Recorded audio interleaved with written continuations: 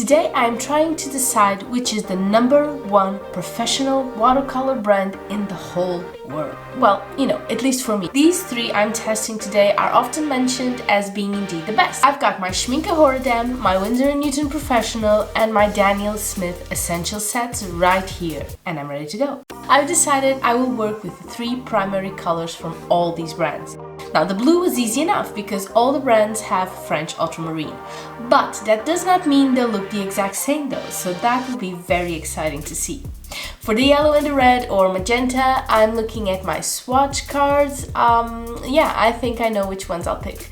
Let's go for warm colors today. Now, I will not be looking at pigments or anything like that because there is a lot of information you can get lost on when trying to decide which is the best watercolor brand for you, like poured versus extruded pens or binders, brighteners, fillers and whatnot. That's not what I'm doing here today, guys. This is a very simple, very hands-on approach to try to determine which watercolor brand is a better fit for me and for you as well, depending on your own personal preferences. We will look into transparency, granulation, re-wetting, the sort of thing you deal with when you're actually painting. Personally, I like vibrant, saturated colors that are transparent enough to provide that subtlety of watercolors that sometimes I just can't quite get with my limited expertise. I don't like granulated colors that much. I prefer a nice, even coating of paint. Now, it goes without saying though that all of these are very good professional watercolor brands with awesome light fastness and overall pigment quality, and you can go a very long way with either one of them. I have poured my Daniel Smith tubes into pans, and if you want to know why and how, there's a video you can watch once you finish this one. For the other two brands, I'm using pans, and I will be adding all the links for what I'm using here today in the description for you. So the first test is to swatch these beauties and see what we think about them. Off the top of my head, while they're still wet, we can definitely see some differences.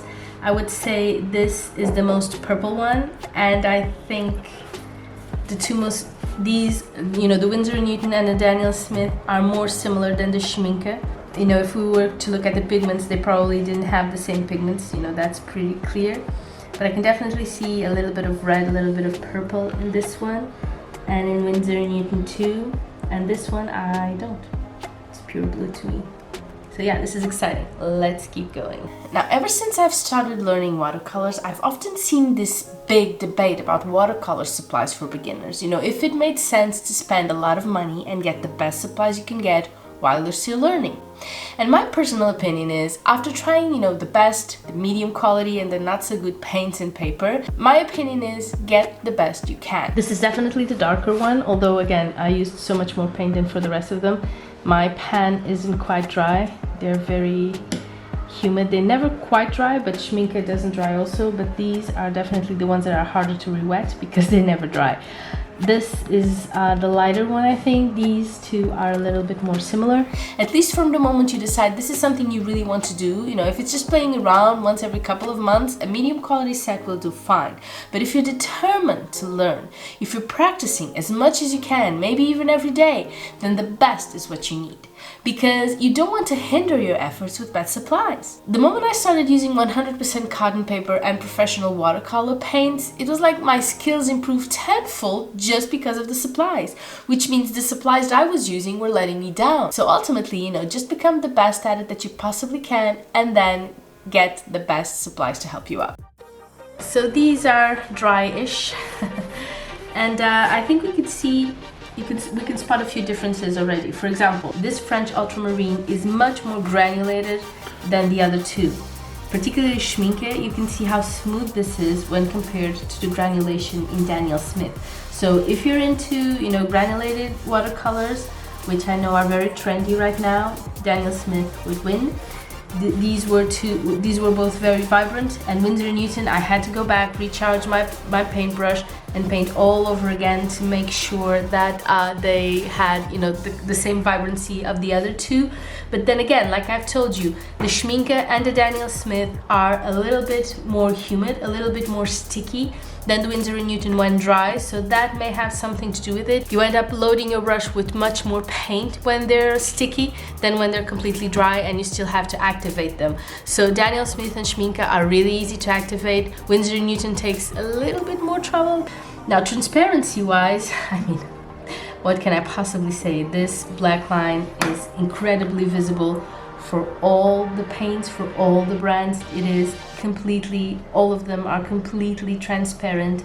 And you know, no opaqueness, no fillers, nothing like that. Our next step is making color wheels to see how we can blend these colors, and I love this part. There is something so rewarding about mixing your own colors. You know, I used to buy, obviously, the big sets, but since I got the Daniel Smith set, I've understood why you don't really need that. It is a waste of money, honestly, and you will learn so much more if you mix your own paints. Still love my Schmincke set, not gonna lie, don't get me wrong, but in practical terms, I don't use most of these colors. I just love looking at them, really. Now, I will say there are other more practical issues to keep in mind when deciding. Like, for example, Schmincke Horadam is a German brand that's easier and cheaper to buy if you live in Europe, like me. Daniel Smith, on the other hand, is a US brand that's just so much more accessible if you live in the US, so they're more expensive for me, they're imported. Winsor & Newton, however, is a British brand, but has done a stellar job of being easily bought anywhere in the world. And it's also a little bit cheaper than the other two brands. So if you're looking for affordability and accessibility, go for Winsor & Newton. Color wheels are a little bit addictive, guys, so fully expect to see loads of them in this channel because I am liking it a little bit too much. Now, what can I say about Schmincke? They're quite ethereal to me. Don't know if that's the exact word I'm looking for. There's two things I love about it, okay? How easy they are to re-wet, just a touch and you're done, and their subtlety. Quite honestly, I feel like an elephant in a china shop most of the time I'm painting watercolors, but Schmincke has this sort of softness to it that just balances that out for me perfectly, while still being highly pigmented and vibrant. It doesn't take much to make some magic with Schmincke Horadam watercolors. I also feel very much in control with Schmincke. They do as I want them to, they don't go crazy, and that's very important for me too. Also, from all the three, I like this paint consistency best. They're always a little bit sticky, but you don't get too much paint out of it. It's just the right amount. And that's that.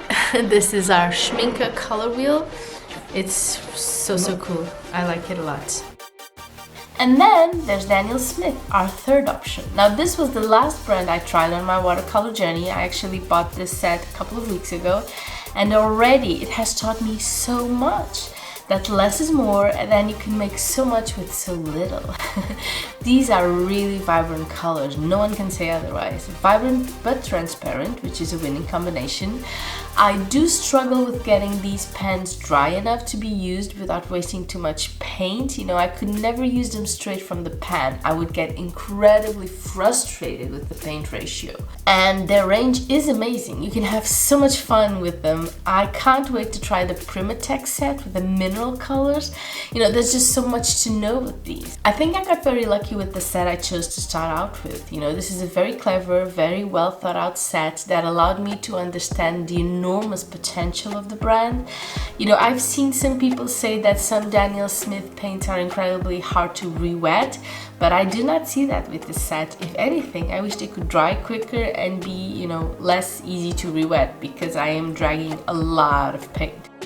Looking at these color wheels, I can definitely see Winsor & Newton benefited a lot from my effort to pull bright colors out of it. I mean, look at this. It looks incredibly vibrant, and yet for the Schmincke, this was the result I got from the first attempt, whereas for Winsor & Newton, I had to go back several times. You know, I probably shouldn't have done it, should have just used one go for all of them, you know, if I'm trying to compare them. But I didn't, so this is what we got. Daniel Smith, however, never disappoints. Very vibrant, a little bit too much because, like I said, I think I added too much water to the pens and made them too wet, which then caused me to put too much paint on my brush and get these extremely strong colors. I mean, I like vibrant, but not gouache. And these are pretty strong right now. Schmincke for me was the most effortless of the bunch, if I'm honest. Easy to re-wet, loads of pigment from the first go, and these soft, subtle, beautiful colors to show for. They just look more natural to me, more organic. But, you know, it is a matter of personal preference. For me, I look at this, I love the Schmincke best because it's more subtle. For you, if you really like vibrancy, Schmincke is probably your least favorite. And like I said, I'm trying to find what's best for you and what's best for me, but that isn't necessarily the same set. But that's it, guys. I had a blast. I hope you did too. Don't forget to let me know what you thought of these 3 awesome brands, and I will see you really, really soon. Bye bye!